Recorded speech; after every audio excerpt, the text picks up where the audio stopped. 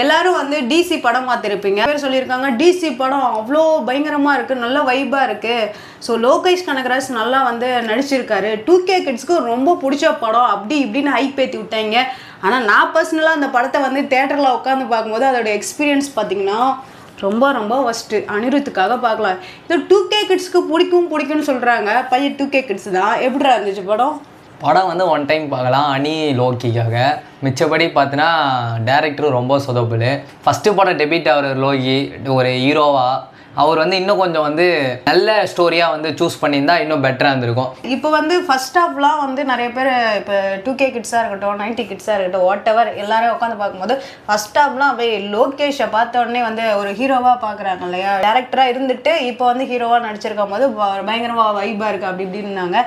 சில பேர் ஐயோ எனக்கு தூக்கம் வர மாதிரிலாம் இருக்குது அப்படி இப்படி சொன்னாங்க இன்ட்ரோவே. ஸோ ஃபர்ஸ்ட் ஹாஃபை நீங்கள் பார்க்கும்போது உங்களுக்கு எப்படி இருந்துச்சு? ஃபர்ஸ்ட் ஆஃப் ஓவரால் வந்து நம்ம லோக்கியோட இன்ட்ரோ வந்து மாசாக தான் இருந்துச்சு. லோக்கி ஆக்டிங் அதை தான் சொல்கிறேன், லோக்கி ஆக்டிங் குறைய இல்லை. ஸ்க்ரீன் பிளே ரைட்டரு இப்போ டேரக்டர் தான் செம சொதப்பல். தலை எங்கே இருக்குது தலை எங்கே இருக்குதுன்னு தெரியாத மாதிரி ஸ்டோரி ஒன்று எழுதிட்டாரு. அதனால தான் கொஞ்சம் சொதப்பலாக இருக்குது. என்ன ஒன்றுனா லோக்கியே ஒரு டேரக்டர், அவருக்கு தெரியும் ஒரு ஸ்க்ரீன் பிளே எப்படி இருக்குன்னு சொல்லிட்டு அவர் வந்து ஒரு சூஸ் பண்ணுறாரு ஒரு படத்தைனா ஏன் இப்படி சூஸ் பண்ணாரு சொல்லிட்டு எனக்கு வந்து லோக்கி மேலே தான் கொஞ்சம் கோபமே. லோக்கியே ஒரு டேரக்டர், அப்புறம் எப்படி வந்து இந்த கதைக்கு வந்து அவர் ஓகே சொன்னார்னு எனக்கு புரியவே இல்லை. இன்னும் நிறைய கற்றுக்கணும்னு நினைக்கிறேன் லோக்கியும். செகண்ட் ஹாஃப் எப்படி இருந்துச்சு? செகண்ட் ஹாஃப் என்னன்னா அந்த பையன் இன்ட்ரோ கடைசியில் அந்த பையனை என்ன தான் ஆச்சுன்னே சொல்லிட்டு முடிக்கவே இல்லை படத்தில். பையனை இவர் தான் வந்து கில்ட்டி ஃபீல்டில் வந்து கூட ட்ராவல் பண்ணுறாரு அவனை படிக்க வைக்கணும்னு. படிக்க வச்சானா இல்லையா ட்விஸ்ட்டுன்னு சொல்லிட்டு ஏதோ காமெடி கொஞ்சம் நிறைய பண்ணிட்டாங்க. ட்விஸ்ட் இந்த காலத்தில் வந்து இப்போ இருக்கிற ஜென்சி கிட்டுக்கு வந்து படம் பார்க்கும்போது இதான்டா அப்படின்னு சொல்கிற அளவுக்கு இப்போ வந்து வளர்ந்துட்டாங்க பசங்க எல்லாருமே. அந்த காலத்தில் சும்மா பேய் படத்து மேக்கப் போட்டு வந்தால் கூட பார்த்து அலருவாங்க. இப்போ அப்படி இல்லை, எல்லாமே அந்த அளவுக்கு நாலேஜ் இது ஜென்சி கிட்ஸு. அதனால் வந்து ட்விஸ்ட் வைக்கிறோம் அப்படி இப்படி சொல்லிட்டு நிறைய சொதப்பல் தான் படம். ஓவரால் வந்து கரெக்ஷன் பண்ணி நெக்ஸ்ட் மூவி வந்து லோக்கி வந்து நல்லா இட்டு கொடுக்கணும்னு நினைக்கிறேன். ஸோ இந்த படத்தில் பார்த்தீங்கன்னா ஒன்லைன் ஸ்டோரி அப்படின்னு பார்த்தா ஏதோ ஒன்று ஸ்டார்ட் பண்ணுறாங்க, ஏதோ ஒன்று முடிக்கிறாங்க. இந்த படத்தில் மெயினாக வந்து அந்த குட்டி பையனை வச்சு தான் அந்த கதையவே கொண்டு போகிறாங்க. ஓகேங்களா? ஸோ படத்தோட இன்ட்ரோடக்ஷன் பார்த்தீங்கன்னா லோகேஷ் கனகராஜ் ஒரு கேங் லீடர். ஸோ அந்த கேங் லீடரோட வண்டியில் வந்துட்டு இருக்காரு. ஆப்போசிட் சைட் பார்த்தீங்கன்னா ஒரு போலீஸ் கேங் வந்துட்டு இருக்கு. ஸோ அந்த கேங் லீடரோட ஒரே தாட் என்னன்னு பார்த்தீங்கன்னா போலீஸ்காரங்க எடுத்துட்டு வர வெப்பனை வந்து கலெக்ட் பண்ணும் அப்படிங்கிறதுக்காக வராங்க. ஸோ வரும்போது ரெண்டு பேருக்குமே போலீஸுக்கும் வந்து சண்டை வருது, கேங் லீடர் அவங்க ரெண்டு பேருக்குமே சண்டை வருது. அப்படி சண்டை நடந்துட்டு இருக்கும்போது ஆப்போசிட் சைட் பார்த்தீங்கன்னா ஒரு பேரண்ட் வராங்க. சொத்தெல்லாம் வித்து அவங்க குழந்தைய வந்து படிக்க வைக்கணும் அப்படிங்கிறதுக்காக ஒரு பேரண்ட்டும் அவங்க குழந்தையோட கூப்பிட்டு நடந்து வராங்க. அந்த சைடு சண்டை நடந்துட்டு இருக்கு. ஸோ அந்த சண்டையில வந்து பாத்தீங்கன்னா அந்த பேரண்ட் வந்து போலீஸ்காரவங்க கொலை பண்ணிட்டு அவங்களோட காசை வந்து எடுத்துட்டு போயிடுறாங்க.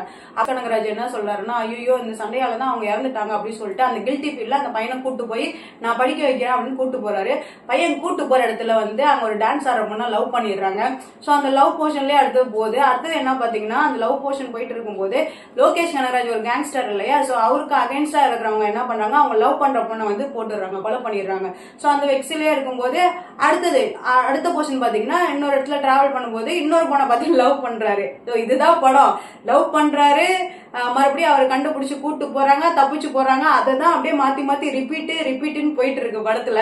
கடைசி வரையும் அந்த பையனை எதுக்கு கூட்டு வந்தாரோ அதை பண்ணவே இல்லை அந்த படத்துல. ஸோ லாஸ்ட் வரையும் பையனை படிக்கவே வைக்கல. லாஸ்ட்ல என்ன சொல்றாங்க அந்த படத்துல பாத்தீங்கன்னா போலீஸ் தான் வந்து வில்ல அப்படின்னு சொல்லிடுறாங்க. அந்த படத்துல வந்து அந்த பையனை படிக்க வச்சாங்களா இல்லையா அப்படின்னு சொல்லாம ஒரு கன்க்ளூஷனே கொடுக்காம படம் முடிந்து விட்டது, தொடரும் அப்படின்ற மாதிரி போயிடுச்சு. எனக்கு சீரியஸா என்னடா இப்படி எடுத்து வச்சிருக்காரு, லோக்கியோட படமா இது அப்படின்ற மாதிரி எனக்கே ஷாக் ஆயிடுச்சு. இதாங்க ஆன்லைன் ஸ்டோரி. பர்சனலா எனக்கு இந்த படம் பிடிக்கல. 2K கிட்ஸ் உனக்கு வந்துட்டு இந்த பஸ் ஸ்டாப் எப்படி இருந்துச்சு இந்த படம் பார்க்கும்போது? லோக்கி வந்து பார்த்தீங்கன்னா ஒரு நல்ல ஒரு பெரிய டேரக்டரு, 4 பெரிய பெரிய ஹீரோ வச்சிருக்காரு. ரஜினி விஜய்ன்னு சொல்லிட்டு பெரிய பெரிய ஆளு. கைதியிலேருந்து பெரிய பெரிய படம் எடுத்து பெரிய கலெக்ஷன் பண்ண வந்த படம். லோக்கி வந்து இந்த மாதிரி ஒரு படத்தை வந்து ஏன் சூஸ் பண்ணாருன்னு தெரியல. ஒரு டேரக்டரா வந்து அவருக்கு தெரியும் ஒரு கதை எப்படி இருக்குன்னு சொல்லிட்டு. பட் வந்து கேங்ஸ்டர் படம் அப்படின்னு சொல்லிட்டு சூஸ் பண்ணி வந்துட்டாரான்னு தெரியல. ஃபர்ஸ்ட் படம் கேங்ஸ்டர் படம்னு சொல்லிட்டு எடுத்துட்டாரான்னு தெரியல. ஒரு பிரதீப் மாதிரி ஃபர்ஸ்ட் படமே வந்து பார்த்தீங்கன்னா ஒரு 100 crores அடிக்கணும்னு சொல்லிட்டு தான் எல்லாருமே எக்ஸ்பெக்ட் பண்றாங்க லோகேஷ் கனகராஜோட ஃபேன்ஸ். ஆனா பட் இந்த மாதிரி ஒரு மொக்கையான ஸ்டோரியை வந்து சூஸ் பண்ணான்னு சொல்லிட்டு நினைச்சு கூட பார்க்கல. அதுதான் அவரோட பெரிய மிஸ்டேக். லோக்கியோட ஆக்டிங் வைஸ் பார்த்தீங்கன்னா வேற லெவல் பண்ணிட்டாரு லோக்கி. அனியும் வேற லெவல் தான். பட் லோக்கி வந்து இன்னும் நல்ல கதையா சூஸ் பண்ணி அடுத்த படத்தை வந்து நல்லா அவங்களோட ஃபேன்ஸுக்காக நல்ல படமா கொடுத்தா ஃபேன்ஸ் கொஞ்சம் ஹாப்பியா இருப்பாங்க. இந்த படத்தை இந்த படத்துக்கு ஃபேன்ஸ் எல்லாருமே ரொம்ப அப்செட்டு. ஃபேன்ஸ் எல்லாருமே கண்டிப்பா எல்லாருமே பார்த்துருப்பீங்க ரிவ்யூவும் சரி. சரி, நீங்க அப்செட்னு சொல்றீங்க.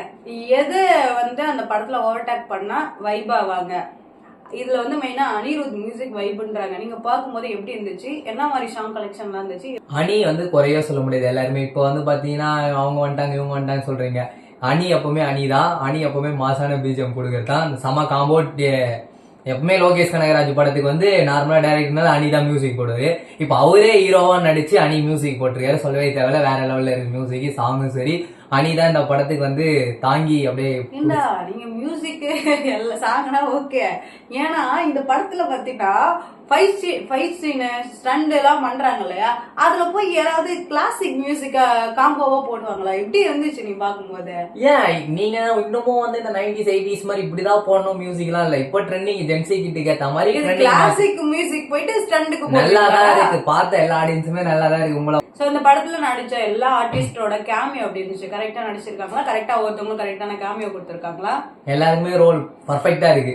சொல்லவே தேவையில்ல, ஒரு டைரக்டரா பல ஹீரோக்கு வந்து சொல்லி பார்த்து வந்தவர் ஒரு டைரக்டரா. அவருக்கு வந்து ஆக்டிங் சொல்லவே தேவையில்ல, வேற லெவல் பின்னிட்டாரு. இப்ப நிறைய டைரக்டரே வந்து பாத்தீங்கன்னா ஹீரோவா டெபிட் ஆகி நல்லாவே பண்ணிருக்காங்க. லோகி அதை விட வேற லெவல்ல பண்ணிட்டாரு.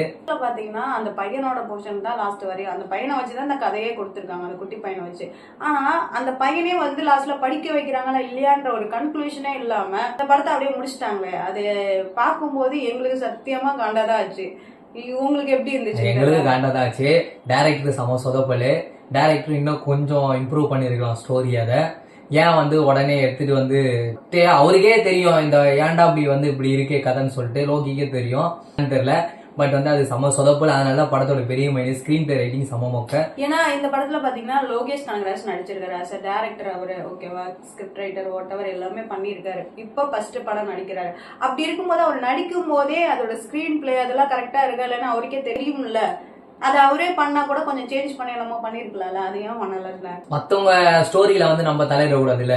இப்போ நானே வந்து ஒரு ஸ்டோரி இப்ப என் ஃப்ரெண்ட் எடுக்கிறேன்னா நான் போய் சொல்ல முடியாது இல்ல. இப்ப நீ சொன்னதுனால தான் படம் ஃபெயிலியர் ஆயிடும்னு ஒரு இது வந்துடும் இல்ல. அவர் வந்து ஒரு ஹீரோவா வந்து கூப்பிட்டுருக்காங்க, அவர் ஹீரோ ரோல் அதை மட்டும் பண்ணிட்டு அவர் போயிட்டாரு. பட் ஸ்டோரி சூஸ் பண்ண விதம் கொஞ்சம் வந்து பெட்டரா இருந்துரும். லோக்கி வந்து டைரக்டரா வந்து அந்த இடத்துல இறங்க முடியாது, அங்க டைரக்டர் வேற. நம்ம வந்து இறங்கி அந்த இடத்துல பண்ணா படம் சொதப்புச்சுன்னா லோக்கி அதுதான் சொதப்புச்சு அப்படின்னு சொல்றாங்க.